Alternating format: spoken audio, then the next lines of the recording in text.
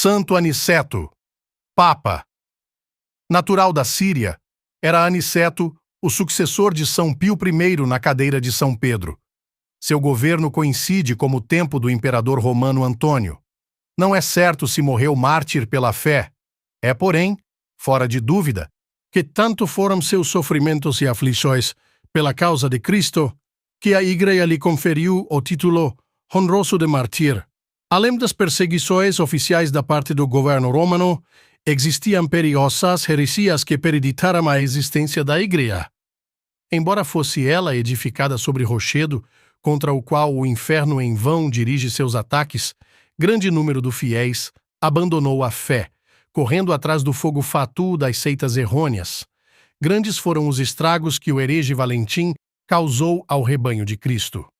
À obra perniciosa dele associou-se uma adepta da seita imoralíssima dos carpoeratitas, Marcelina, a qual levou muitas pessoas à apostasia. Ainda um tal Marcion, herege e propagandista temível, propalou o veneno da heresia entre os cristãos. O Papa Aniceto envidou todos os esforços para impedir o progresso da obra de Satanás e reconduzir ao seio da Igreja os pobres transviados. Deus lhe enviou um auxiliar de grande valor na pessoa de São Policarpo. Este, discípulo de São João Evangelista, veio a Roma e, em demonstrações públicas, provou que a Igreja de Roma, na sua doutrina, era idêntica à de Jerusalém. Esta declaração causou a conversão de muitos hereges, num ponto, aliás, de ordem secundária, houve divergência entre Policarpo e Aniceto no ponto do tempo da celebração da Páscoa. Os cristãos do Oriente comemoravam a Páscoa como os judeus, quando na Igreja Romana não existia este uso. Policarpo, desejoso de ver Roma adotar o uso da Igreja Asiática, não conseguiu esta uniformização. Aniceto opinava, e com razão, que não devia abolir um costume introduzido e aprovado pelo príncipe dos apóstolos. Entretanto, deixou aos cristãos orientais toda a liberdade na celebração da festa da Páscoa, como eram acostumados desde os dias de São João Evangelista. Santo Egesipo era outro auxiliar estimável, que eficazmente dirigiu forte campanha contra as heresias.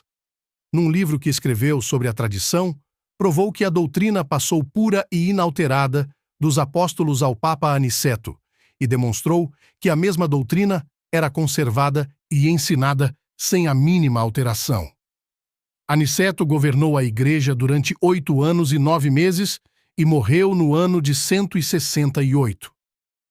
Reflexões.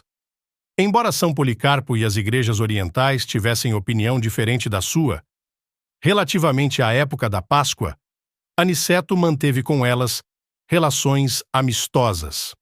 Com os hereges, porém, isto não acontecia. A divergência que havia entre o Oriente e o Ocidente afetava apenas a ordem disciplinar eclesiástica, quando os hereges deturpavam dogmas e doutrinas fundamentais da religião. À disciplina eclesiástica pertencem os usos e práticas religiosas que, não fazendo parte do depósito da fé, podem ser modificadas conforme as circunstâncias locais ou temporais o aconselharem. Os apóstolos proibiram aos fiéis comer a carne de animais asfixiados. Os primeiros séculos conheciam só o batismo de imersão, quando hoje está em uso o batismo de ablução. Hoje celebramos festas que a Igreja primitiva desconhecia, penitências públicas que os fiéis dos primeiros séculos eram obrigados a fazer, hoje caíram em desuso.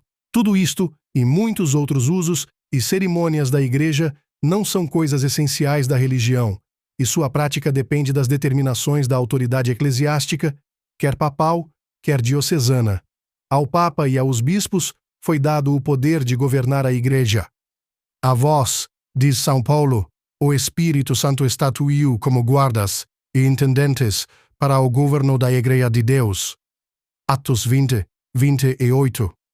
O poder episcopal vem de Deus, e é por este motivo que os fiéis devem respeitar e obedecer às ordens e determinações que os bispos dão para suas dióceses e o Papa para a Igreja Universal, quem vos ouve, a mim ouve, quem vos despreza, a mim despreza. Lucas 10, 16. Se alguém não ouve a Igreja, seja tido por pagão e publicano.